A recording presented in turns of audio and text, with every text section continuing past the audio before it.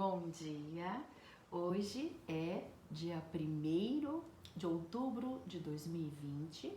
Essa reflexão, como toda quinta-feira, é para os alunos também, além de todos nós, né? Mas para os alunos da Seara Bendita do 3º ano do curso de Aprendizes do Evangelho do turno da tarde. E o assunto que nós escolhemos hoje foi uma carta de Paulo, a segunda, ao povo de Coríntios, capítulo 13, versículo 5. Examinai-vos a vós mesmos. O autoconhecimento é o tema de hoje. E nós tiramos de vários livros. Nas Pegadas do Mestre, de Vinícius, Respostas da Vida, Para o Dia Nascer Feliz, né? E Os Prazeres da Alma, de Hamed. Muito bem. E o versículo que nós podemos acrescentar aqui também está numa carta de Paulo ao povo de Roma, no capítulo 7, versículo 21. E hoje nós vamos começar exatamente com esse versículo. Apesar de nosso versículo escolhido estar na segunda carta de Coríntios, nós vamos começar com aquele versículo da carta de Roma, né? 7, 21. Diz Paulo ao povo de Roma: ache então esta lei em mim, que quando eu quero fazer o bem, o mal é que está comigo. Pois é, o conhecimento de si mesmo leva-nos a um conflito interior, né? Você viu aí que o próprio Paulo e os seus discípulos mais sinceros, ele era um discípulo muito sincero, né? Encontrava esse grande conflito na própria natureza. Eles experimentaram muitas vezes sensações de vergonha e muitas vezes até de dor. Imagina a gente, né? Imagina a gente nessa mesma situação, e não somos discípulos assim como Paulo de Tarso e tantos outros, né? Na busca do nosso autoconhecimento, através do exame mais profundo, é necessário, gente, que todos nós aceitemos os conflitos como pontos positivos. Todos eles, pontos positivos na vida da gente, na nossa evolução. Sabedores, né? Vocês já ouviram essa frase? De que não existe santo sem pecado e nem o pecador sem futuro, né? E é natural que nós venhamos, nos diz Chico, Emmanuel através de Chico, é natural que a gente venha tropeçar muitas vezes, mas a gente não pode repousar no nosso trabalho de evolução. A autoanálise, amigos, despertará para transformação, né? Para que exatamente ocorra a renovação, renovação, ou seja, se desfazer do velho, né? Mas não é restauração como a gente ouve por aí. Vocês já viram o que é restaurar? É pegar o velho e tornar novo, né? Maquiar para ele parecer novo. Mas quando se trata de prédios, né, quando a gente vê aquelas reformas antes e depois, fica legal, era o velho, eles maquiam, trocam umas coisinhas aqui, mantêm outras ali e fica como novo, né? Mas em termos de evolução espiritual, de amadurecimento, né, de mudança, de transformação, é necessário que nós venhamos a despejar o nosso velho homem e transformar através de novas atitudes para um novo homem. Então, ao estarmos aqui hoje nessa reflexão, já mostra, amigos, que lá no nosso íntimo já começou aquela batalha, aquele desafio, né? Antes, se nós pararmos para pensar, quando a gente ainda encontrava aí no gelo da indiferença, né? Onde só aquela inquietude, aquela teimosia, igual criança, né? Que teima fazendo as mesmas coisas. Mas eram crianças, nós não somos mais crianças espiritualmente falando, né? Naquela época a gente vivia conforme a maré. O leve trás dos acontecimentos, como a onda faz, é que ia nos posicionando na vida. Quando eram coisas boas, a gente mantinha. Quando era coisa ruim, a gente regredia e mudava, né? É esse leve trás, é uma coisa, uma atitude que deixa a vida, né, de acordo com as nossas ações. Nós podemos através do entendimento, do amadurecimento, da reflexão, do autoconhecimento, a gente pode antecipar, né? Antecipar os próximos passos, né? Para estar colhendo exatamente aquilo que nós plantamos com a mente, com a razão, com o entendimento. E não deixar as coisas irem à sua revelia, a nossa revelia, ou melhor, nós permitimos, né? Então, é interessante que nós nos possamos antecipar a certas situações que nós vamos colher ali na frente, né? Então, antes, nós não buscávamos uma análise mais detalhada, nós éramos infantis, né? Sem saber de causas e consequências, né? E hoje, após refletir bastante o Evangelho, nós temos vários evangelhos aí, né? Tá mais de 100 já aqui no nosso canal.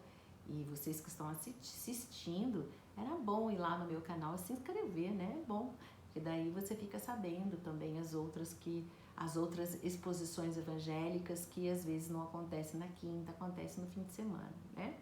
Mas muito bem. Voltando ao nosso assunto, né? Hoje a gente já pode refletir o evangelho do nosso Mestre Jesus, né? Iniciando um novo processo de novas atitudes, de renovação.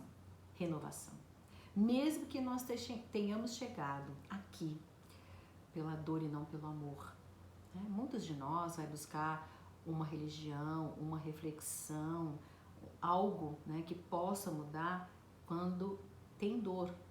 O ideal é que nós fôssemos pelo amor, mas tudo bem, não importa a forma que chegamos, importa que estamos aqui refletindo juntos, né? Mas vejam bem, as relações sociais, as relações profissionais e as relações familiares é que nos convidam a mudar. Querendo ou não querendo, a gente acaba mudando, né? Por quê? É como se fosse um jogo de xadrez. Você já viu como é um jogo de xadrez? O movimento de uma peça do seu adversário, ele causa uma sensação de segurança ou uma sensação de insegurança, né? E conforme essa sensação, você vai mover as tuas peças, não é assim? Você vai mexer as tuas peças. Porém, a forma como nós vamos atuar na vida fica por conta do nosso livre-arbítrio, né? Da nossa bagagem, das nossas experiências, principalmente da nossa bagagem moral, intelectual e espiritual. Aí ela move o nosso livre-arbítrio, né? Conforme a mexida do adversário. Mas se a gente fala em termos, isso é muito bonito, né? Quando os psicólogos nos colocam esse entendimento. Mas, presta atenção, em termos de vida, né, desenvolvimento espiritual, o outro não é seu adversário. Todos nós precisamos dar as mãos para caminhar em direção à felicidade, ao amor, não é verdade? Então, é um jogo de xadrez, mas o outro do lado de lá não é teu adversário. É teu amigo de caminhada, que também tem problemas, dificuldades, que também luta internamente, né? Igual Paulo disse que ele lutava, que ele queria fazer o bem quando via ele estava fazendo o mal, né? Ele tinha essa agonia dentro dele. Todos nós temos. E o outro que está do outro lado da mesa de xadrez, que você acha que é teu adversário, que estão nas tuas relações familiares, sociais e profissionais, não é um adversário. É um sujeito igual a você, com as mesmas, com os mesmos desafios internos, né? E é aí que todos nós nos defrontamos com a nossa natureza, né? Natureza essa que nos trai.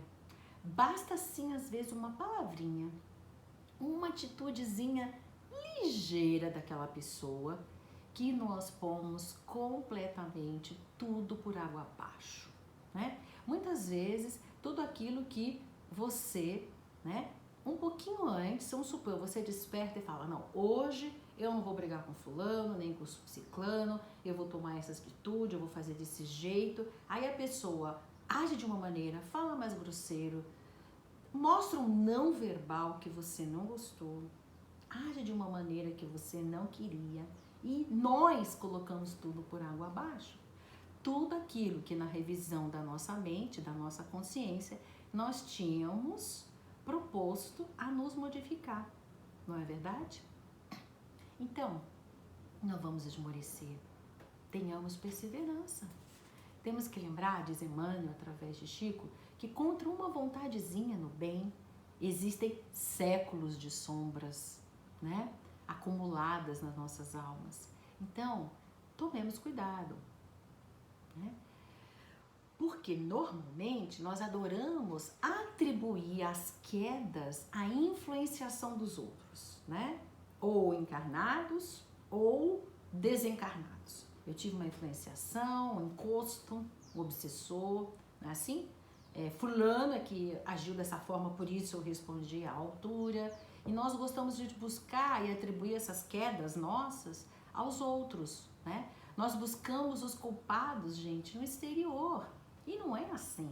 A grande verdade é que a causa está dentro de nós mesmos, que sintonizamos com o mal.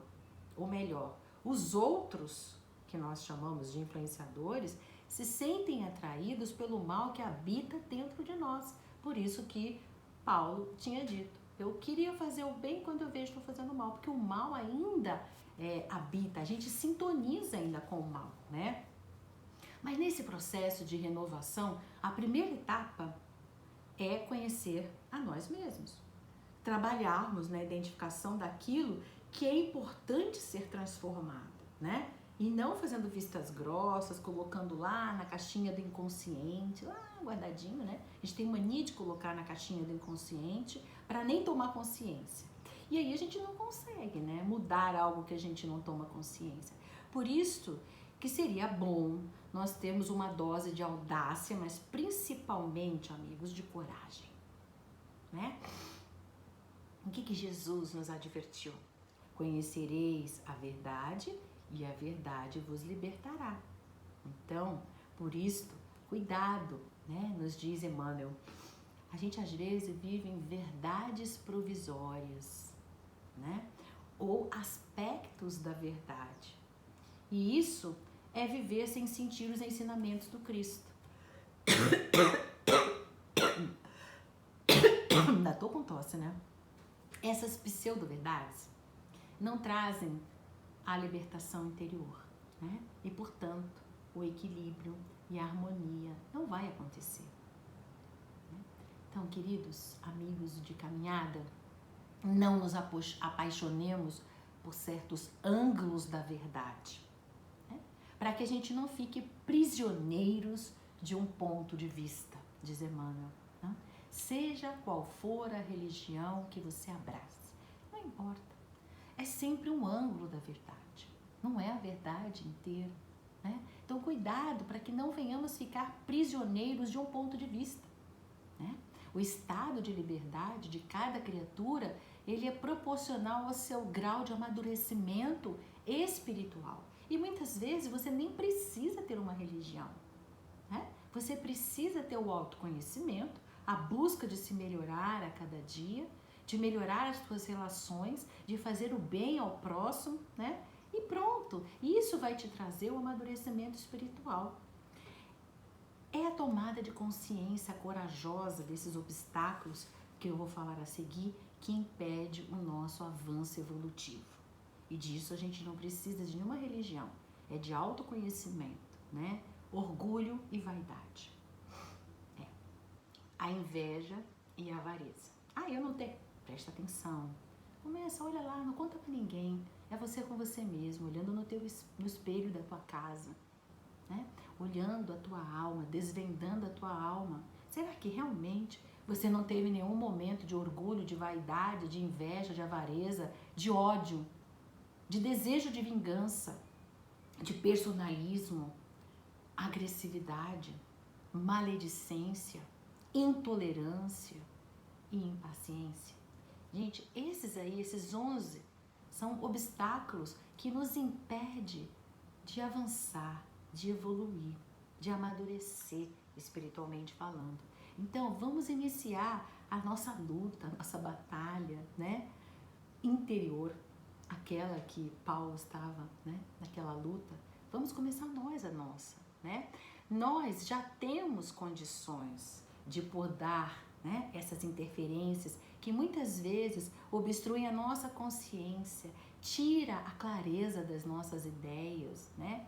Vamos decifrar, sem nenhuma artimanha, as tramas do nosso inconsciente.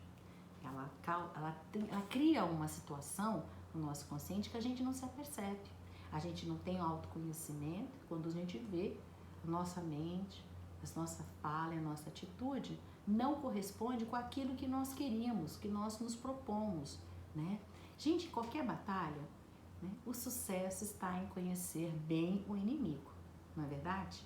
Então, esses itens que nós falamos agora, esses 11 obstáculos, são os nossos inimigos. Não é o outro, e sim esses que estão habitando dentro de nós, colhidos ao longo de várias experiências sucessivas, né? São essas interferências que os outros que nós falamos, né, utilizam. São fraquezas a quais nós nos desequilibramos com consequências desastrosas nas nossas relações familiares, sociais e profissionais. Para não sermos tomados aí de surpresa e a gente não acabar sucumbindo, vamos localizá-las dentro de nós com coragem, né? Identificar as ocasiões que nós estamos vulneráveis. E quando nós estamos identificando, vamos nos afastar desses momentos propícios às suas manifestações. Então, se nós percebemos que nós temos uma tendência a ser agressivos e vemos que aquela conversa não está indo a lugar nenhum e que a gente ainda é frágil e que provavelmente nós vamos responder à altura, ser mais agressivo, se nós vemos que a conversa está caminhando para isso, vamos nos afastar e falar, vamos começar isso amanhã? Deixa eu refletir no que você está falando. Deixa eu ouvir o que você está me falando, eu vou pensar, eu vou refletir e amanhã a gente volta a conversar, porque aí os ânimos acalmam. Uma noite, né, muda tudo para o dia seguinte daquilo que nós estávamos pensando, agindo, querendo agir desse jeito ou daquele jeito. Aí que está o ponto. O preço da liberdade, gente, é a eterna vigilância, né? Então, cuidado. Vigiemos a nossa mente. Lembra, eu já falei isso aí várias vezes, mas vale a pena a gente lembrar. Jesus não dizia que o homem bom tira coisas boas do bom tesouro do seu coração e que o homem mau tira má coisas, né, do mau tesouro do seu coração? Pois é, como a gente sempre diz, né, a fonte de todo bem é, por sua vez, a fonte de todo mal, né? Então, é o estado da mente. São as visões, as imagens que nós criamos, que nós desenvolvemos, o modo e a maneira com que a nossa mente vai discernindo as coisas que vão nos acontecendo, que dá juízo a tudo que nós vemos e tudo que cai sobre o domínio da nossa percepção. É o nosso óculos, né? É a cor que nós damos para as coisas que nos acontecem. Por isso que é importante, é aí que nós temos que prestar atenção, né? Porque senão os passos que nós vamos caminhar vão ser atalhos que vão desviar do caminho verdadeiro, daquele que nos leva até Deus, nosso Pai, que nos leva à solidariedade, à fraternidade, ao amor, né? À compreensão, ao entendimento. E é isso, gente, os nossos destinos estão na dependência direta daquilo que nós pensamos, daquilo que nós sentimos. Então, eu espero que vocês tenham aproveitado, né, essa reflexão e que juntos nós possamos fazer renovações, transformando, mudando, né, daqui por diante a nossa mente. Que vocês tenham aproveitado, estamos com muitas saudades. Abraços fraternos.